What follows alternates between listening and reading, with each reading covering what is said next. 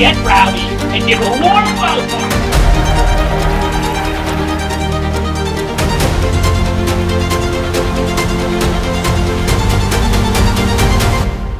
So please, get loud, get rowdy, and give a warm welcome for Renfer!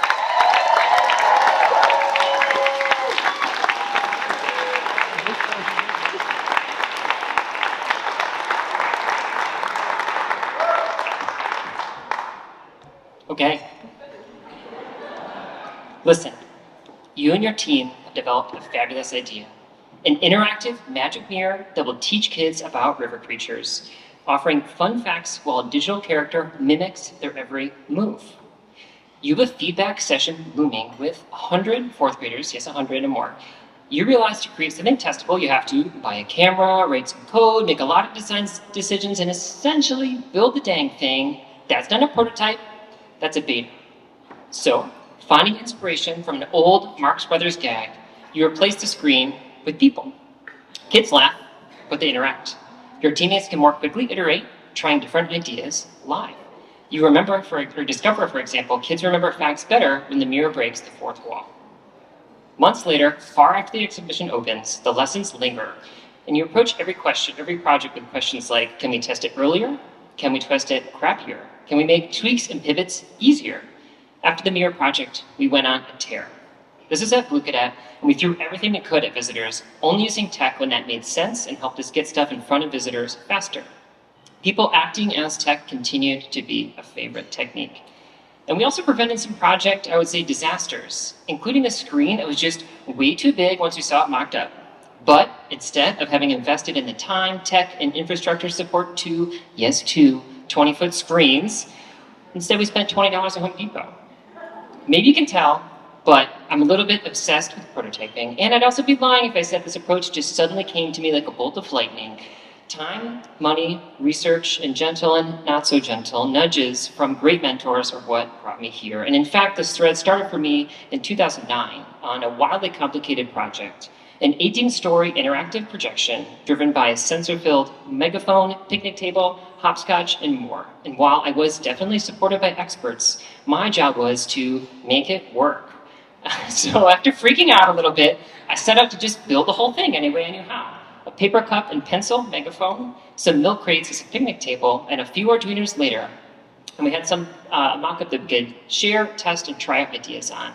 And frankly, it was eye-opening for me. But then, of course, somehow bigger and more technically complicated projects appeared where that whole messy mock-up the whole thing approach just couldn't cut it. It was time to start reducing. What if we just tested the smallest part possible? Could we just try a single interaction, like pointing at an artwork? Could we use a mix of real tech and a person behind the scenes? This prototype was actually amazing until a second person walked up. And so that led to another pivot, although not as dramatic as the drop cloth where we basically scrapped the project. So it was then that my mentor said, hey, folks have been doing this sort of like forever, right? So I dug in. Charles and Ray Eames famously said, process isn't magic, and tested mold after mold with butt after butt to find their ideal chair shape. When concepting the Palm Pilot, Jeff Hawkins carried around a hunk of wood in his pocket and pretended to use it anytime he thought something like this would be useful, leading to the precursors of the apps that many of us use every day. Artists work this way as well. Henri Matisse's famous cutout work started off early in his career as a way to test out compositional ideas before becoming the works themselves towards the end of his life. What a pivot. And, oh my God, in the real world, people even use costumes. They test things like, what would it be like for people to see, you can laugh at this, people to see an autonomous vehicle with no one in the driver's seat. This is from Ford and Virginia Tech, who hilariously went viral with this most excellent prototype. So whether you're following in the footsteps of giants of art or industry, or just figuring it out yourself, you too can make crappy prototypes. I believe in you. But where do you begin? First, smash your giant problems into tiny questions. Second, consider the kind of questions you're trying to ask. Is it about what the experience might be like? What kind of things you're testing there? Is it about the look and feel, the fonts, colors, textures, touch, texture? Is it about whether something is just possible at all? And if it's one of the first two, do you really need that much tech? If you're trying out an idea for an interactive that mixes, for example, real objects and projections, maybe you can just test it with toys and Apple Keynote, even if it's really hard to press the mouse at the same time. It was pretty hard.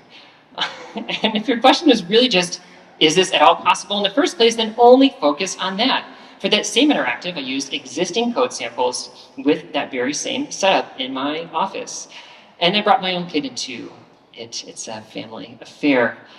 Finally, trust your visitors and do not fear the pivot.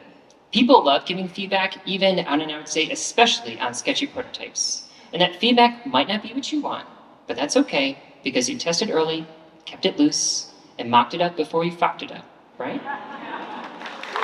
Thank you.